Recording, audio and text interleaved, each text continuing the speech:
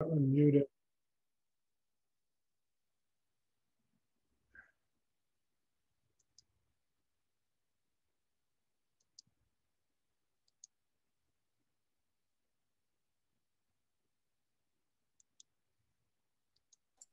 Stuart, I have a question. It's Neil. Yeah, 1 second. Let me just fix this here. Yes, please. What is your question? Would you talk about how this practice can help us or can guide us when facing moral decisions or decisions, just decisions in general, when there is a good and a bad, or a better and a not so good one, choices? Well, one of the, look, I talk about it a lot, Naomi, but one of the real problems in all of this is the lack of development inside. When your chakra system, the heart's open, you're centered, you're balanced inside, all of that stuff that I talk about all the time. When you develop a system like that, the choices become apparent. One of the choices is you don't want to hurt anybody. You don't want to do damage to other people in your own life. Does the choice help you to grow and get closer to God? Or does the choice drag you down into some swamp, that you're going to have to fight your way out of? All of this becomes very apparent, if we build that system in ourselves that enables us to do it. And I keep saying this to people all the time. The training, the inner development, the mastery of the mind, the being able to bring harmony where there's chaos, all of that is an inner condition. If we work in ourselves to build that kind of inner strength, then choices become apparent. Choices become a lot easier for us to make. And then the incredible thing is you don't make mistakes. You have an opportunity to learn something about yourself and to grow. And all of this becomes apparent.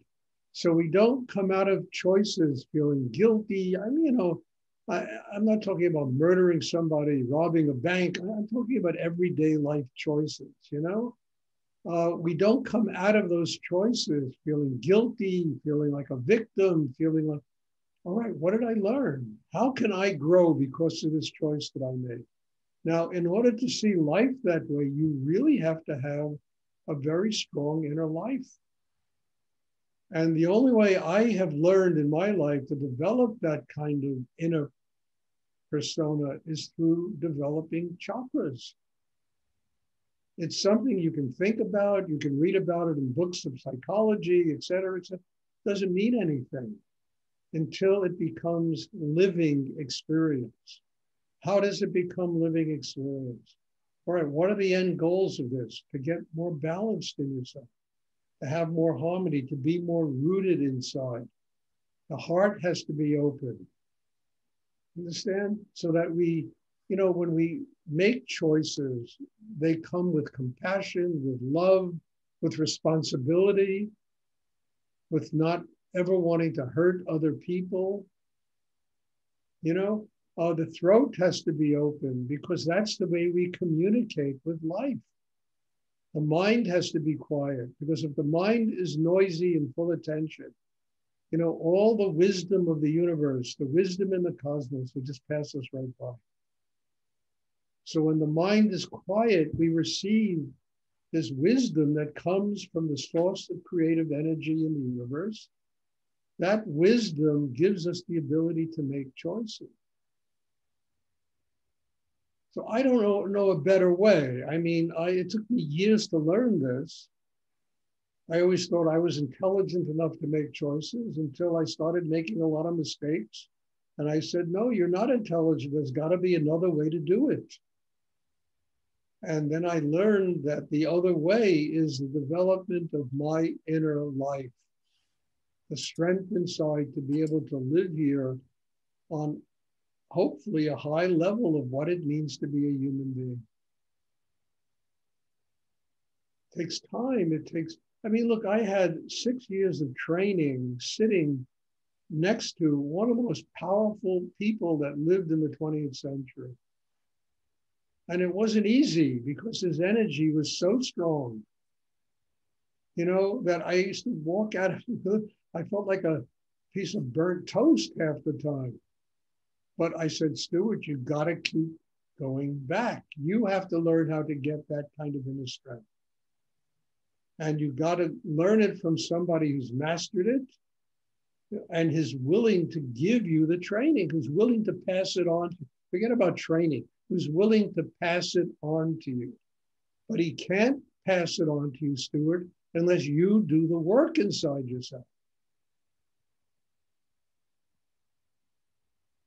All of this is essential if we are, first of all, learn how to live here as a happy person. Secondly, to have a spiritual life. And thirdly, to be able to make choices in life without, winding up spending years of our life being guilty because of what we chose. Repressing the anger, the unhappiness. Because eventually it all has to come up anyway, and we have to flush it out of our system. When it comes up, it's going to not be nice, but we also have the strength to flush it out of our system, to get rid of it.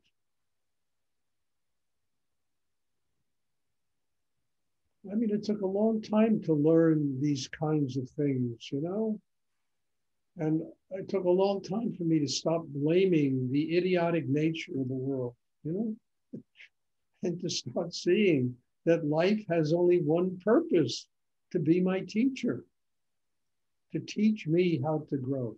Every one of you here has a singular purpose for me, and that's to help me to grow, to teach me how to grow in my life. I'm not perfect. My teacher always claimed he wasn't perfect, and I'm grateful for not being perfect. It means I can grow every day of my life.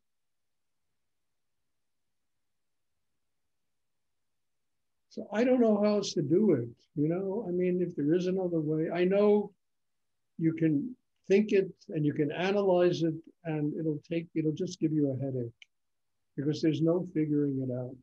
It's just developing the inner capacity to live that way. And that comes with the development of a chakra system. Now, chakras, look, they're esoteric things that you read about in books, but they are not just esoteric things. There are things that are connected to different areas of our inner life that provide the kind of growth that we need as human beings.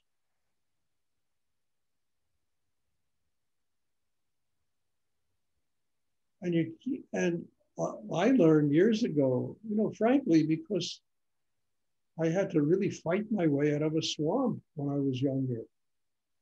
But I learned years ago that I can't put it off. I can't put it off. I can't procrastinate and say, all right, I'll do it in a week, a month, a year. No, I said, Stuart, you have to do it now. Whatever it is you have to learn, whatever you have to go through, you have to learn it now. Whatever you have to surrender and give up, and you got to learn it now.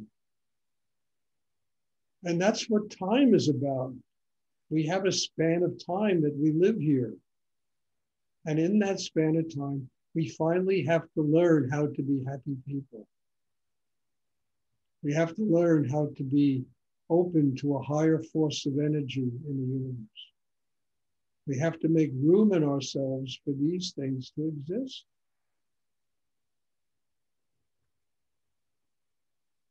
I'm not saying this is easy, but I certainly will say that it's the shortest path to getting free in the world.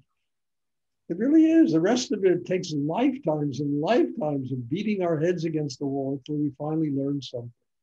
And then you wind up having to do some deep spiritual practice, which is right here, that we're doing right here on Zoom, and learn this. Get the development, get the training. It's the greatest gift you can give to me. I mean it. Take it, learn from it, get the training, build that uniqueness in yourself that is connected to God, Spirit. And then you'll be able to make choices. And if you make the wrong choice, you're not going to beat yourself up. You're going to say, okay, what did I learn? Okay, it's not negative. It's teaching me something about how I have to grow. And then you stop being afraid to make choices. You take a chance.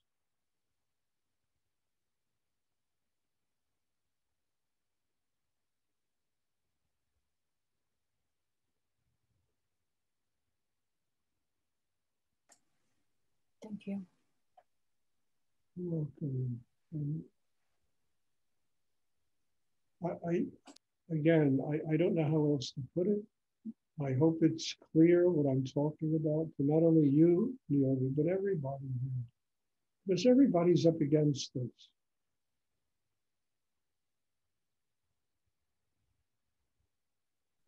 And most people, I hate to say it, they live in cocoons. You're afraid to be the butterfly coming out of the cocoon.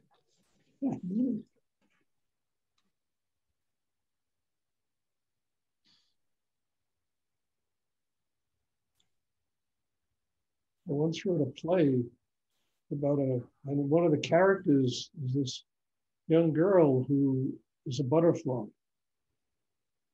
and she's out in the world, could experience the one day of life she has and have her freedom. It's like that every day. Every day is Genesis. Every day the world is created around us. And all that's missing is our consciousness, that we live in this miraculous place, that's sacred, that's holy. I remember once I read in a poem by William Blake, everything that lives is holy. And boy, did that hit me across the head. This is true. Even the things we don't like and the things that are very dark and evil, they're there to teach us something about how we should live our lives.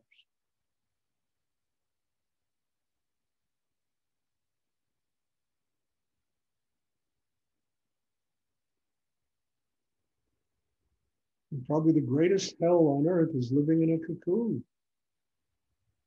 When you can come out and your wings are spread and you can fly and really learn about life. There can be no greater hell than living in a cocoon.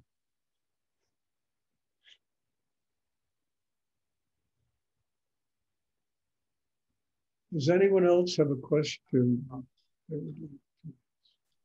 So, Stuart, so as we develop this system, should we look at it as we reach a place where we can allow or have that sense of detachment as situations emerge? Or Larry, I don't know if you look at it like that. You experience it. It becomes integral to your life, and whatever happens to you, you learn how to be detached. You learn how to learn from it. You learn how to grow because of it. And it's not something you can chart out and plot out that in 2 years, I'm going to be this way. One day you are that way. You just are that way. One day I became that way. I don't even know when it happened. It just happened. And, it took training and time and work and knocking my brains out and having to be up against Stuart, for years. But one day I took a breath and I said, my God, it happened.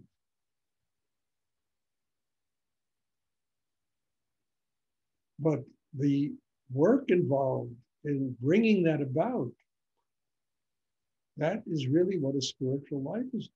And you ask anyone, I mean, you look, you read these hagiographies, lives of the saints, you know, what these people went through.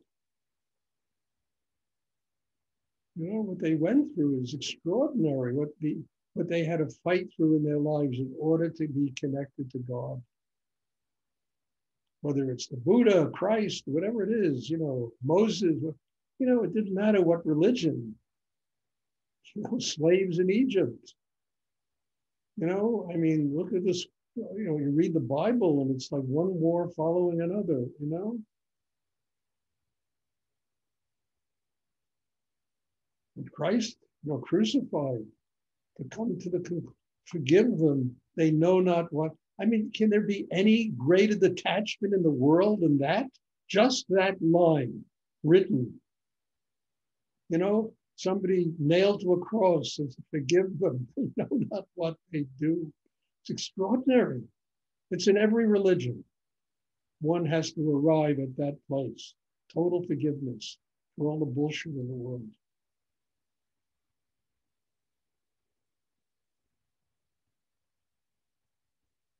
And that comes, you know, just happens. One day you have that forgiveness in you. One day you have that love, that unconditional love inside you. It just happens. You can,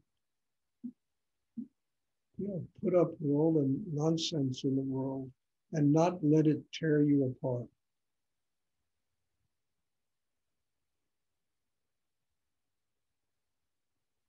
And to recognize that every person in this ultimately evolves to a place where they have to do the same thing. Whether it's in this lifetime or 100 lifetimes down the road.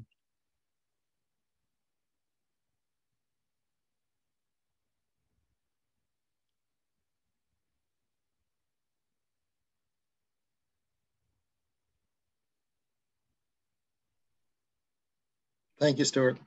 You're welcome. Does anyone else have a question? I wanted to ask Stuart, we talked some sessions ago about victims of abuse. And I wanted to know how you would relate to perpetrators of abuse. How I would relate to it? Yeah, like how to approach a perpetrator of abuse or how to relate to a person. How I relate to it, I put them in jail. That's how I would relate to it. You know, I've seen enough of it in my life. I explained to you, I ran an organization that had to deal with daily abuse of children. And I would put every one of them in jail. That's how I would deal with them. You know, and let them learn their lesson there. I mean, you know, I was once giving a talk years ago at New York University about a book I wrote called Little Sister, a big crowd of people there. And somebody said to me, well, how would you stop this human trafficking? I said, if I was the president of this country, I would get the Navy SEALs. I said, if they can find Osama bin Laden, if they can find Hussein, they can certainly find human traffickers.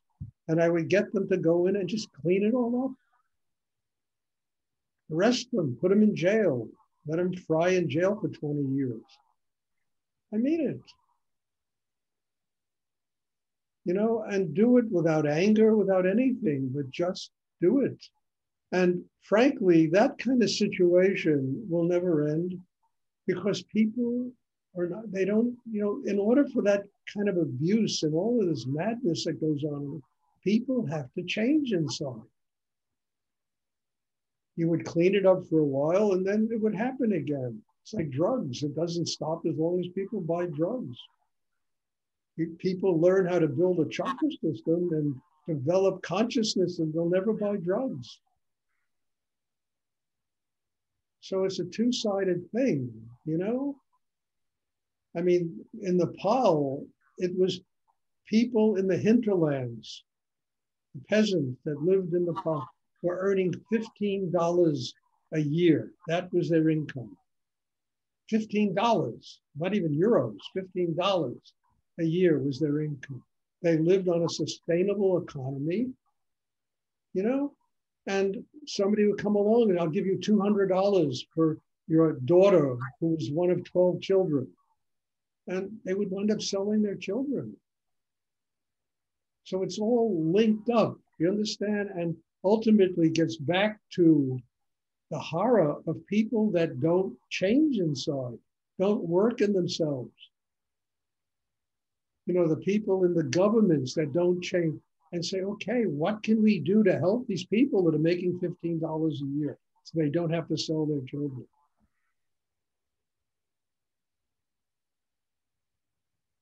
And it ultimately gets back to that, Keisha. People have to change inside.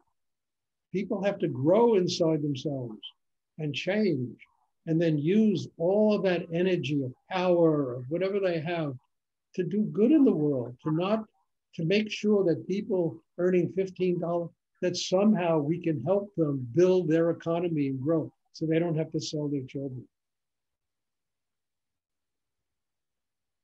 But the traffickers, well, I mean, catch them and throw them in jail. I mean it. And I've spent years of my life teaching in prisons. You know, I mean, I've taught this meditation in 3 different prisons in my life. I've had to interact with people that were, incarcerated. And I saw how this meditation changed them, helped them. I even have a book out with, one of my students called, From Darkness to Light, which is a series of 160 letters between her and me. And in those letters, you see the transformation of a human being. Learning how to build the chakra system, learning how to grow in themselves. I don't think there's another way to do it. And I think the madness will go on in the world as long as people don't change inside themselves. I should be in front of the United Nations giving a talk like this. 15 people here, I mean that. It's like stupid, the whole thing. I mean, people have invested trillions of dollars trying to fix the world, and it's probably just as crazy now as it ever has been since the beginning of time. Because nobody fixes themselves.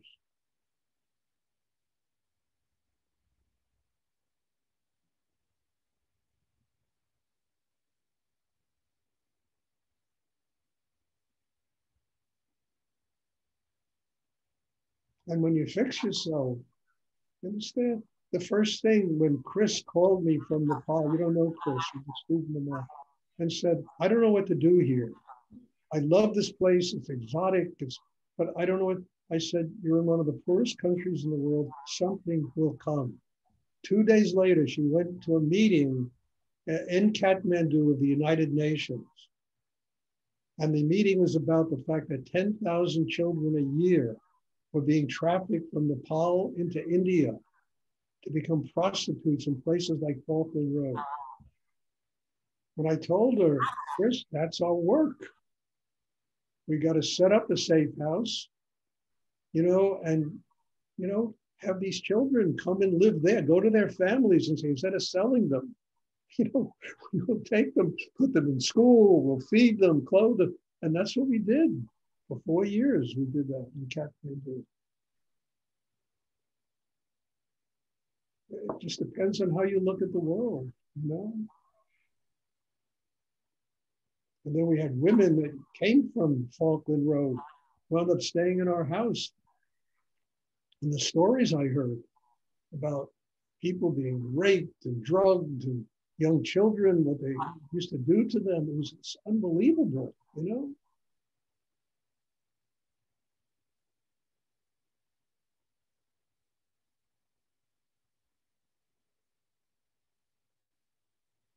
But instead of ignoring, I said, let's set up a safe house in Kathmandu. And we did. We incorporated it. And the Nepalese government came to us as the first organization of its kind that ever existed in Nepal. And they came and thanked us for doing what they couldn't do.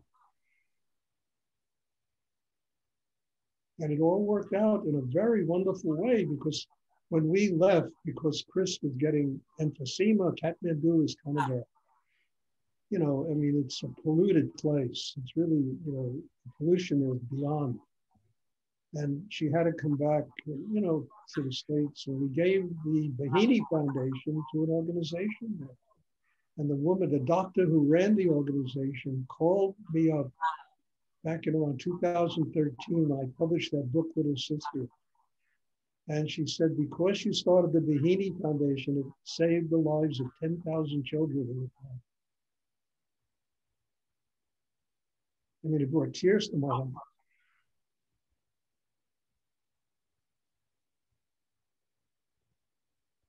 And if I didn't have a chakra system and develop and connect to us, how could you do things like that? You know, you gotta have a system that makes that kind of choice.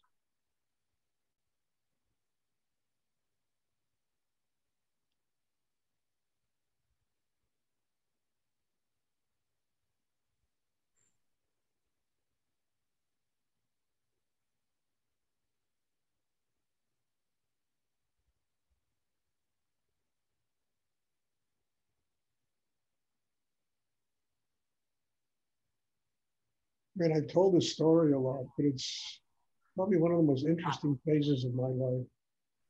What I was doing then, I was like a freaking octopus. You know, I mean, it was like juggling the world.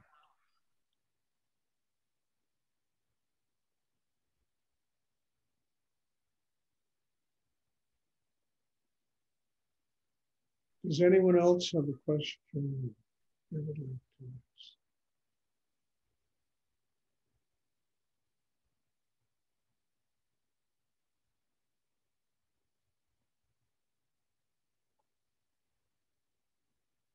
But all of this is available to people. You just have to build the inner strength that can do these things, you know, that you can't dream of ever doing. You can do.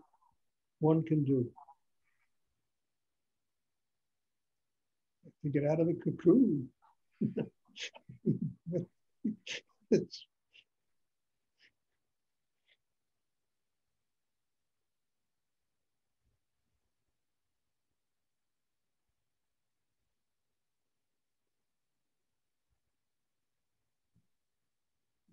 Does anyone else have a question?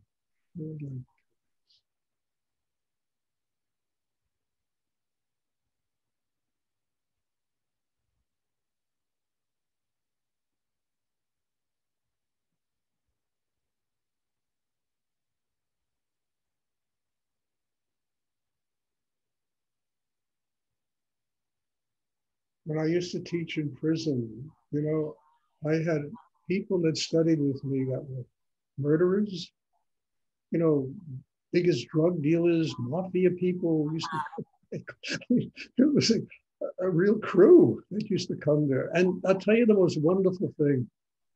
After the class, there was a line of people that would get up and they would form a line, and every single one of them used to come up and hug me and thank me for coming there and doing that.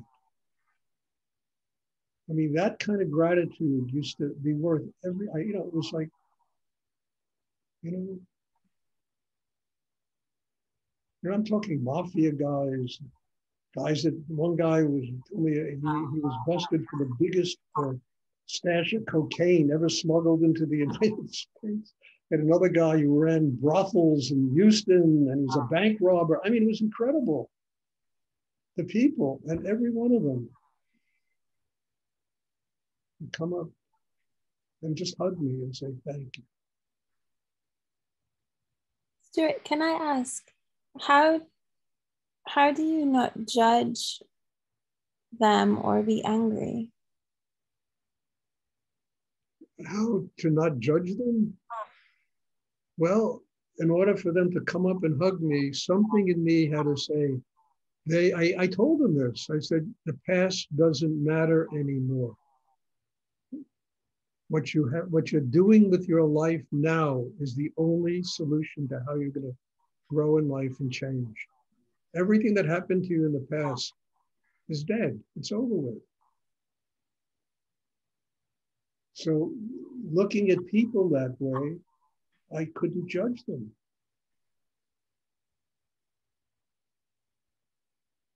I remember there was one guy, I've told this story before, but I'll tell it again. It was incredible.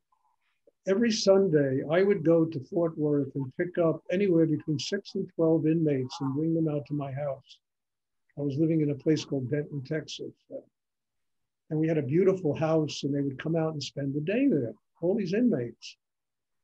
And one of them used to come out, and every time I saw him, he was smoking a joint. And this was the only thing that would have busted the whole situation. If they would have found out people were smoking dope in my house. And I kept telling him, you got to stop this. You got to stop it. You know, anyway, he refused to stop it. So I met him one day in the prison yard, and I said to him, look, I don't want you to come to my classes anymore.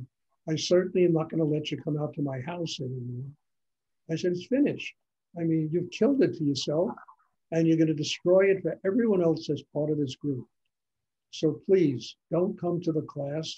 Go. And he told me, you wouldn't say this in front of all the other inmates. So I said, spare yourself the embarrassment. So we went into this chapel where we had the class, and I told him this in the chapel. You single-handedly are going to destroy this program for everybody sitting in this room. And I want you out of here, and I don't want to see you again.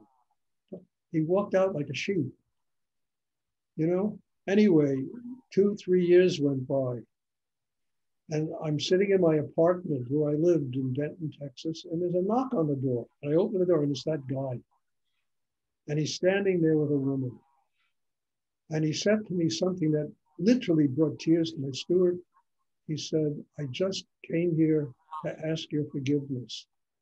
What you did in that prison was the greatest thing that ever happened to me in my life, and I blew it. And I'm here, and I wanted to introduce my wife to you because I've told her so much about what you brought to that prison. You know, come on in, we sat down, we had tea, we talked for about an hour or two, and it was extraordinary for something like that to happen. You know, and then when I stopped the program, I'll never forget this, you know, I had a gallery in Denton, Texas, where I used to sell art and antiques and stuff. And one day, the chaplain from the prison walked in to my gallery. And he comes out, and I said, Chaplain Ames, what are you doing here? He said, Stuart, I don't know what you do.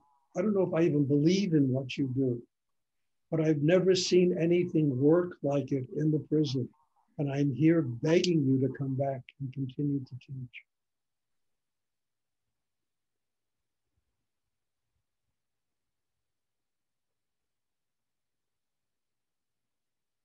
So I started the program again. I didn't go back because I had so much to do, but I had students of mine go there to teach.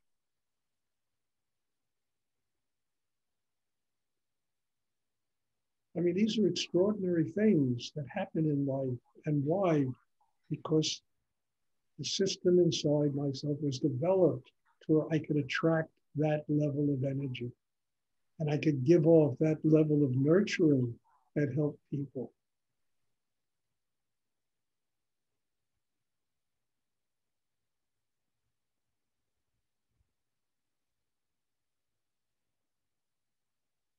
And I have stories like this. My whole life has been stories like this. I'm not kidding you.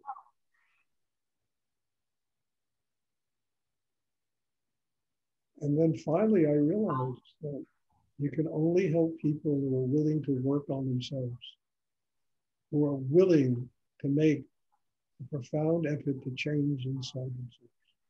Otherwise, it doesn't work.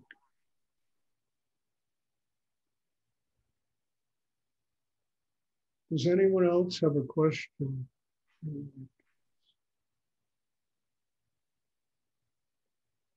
Okay, if there are no more questions, thank you. Bless you all. There'll be a meditation on Tuesday. I'm looking forward to seeing everybody. Hey, look who's there. Hi.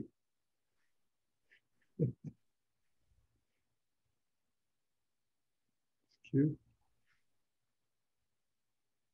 A cute son. Daughter, I don't know, son or daughter? Okay, everyone. God bless you all.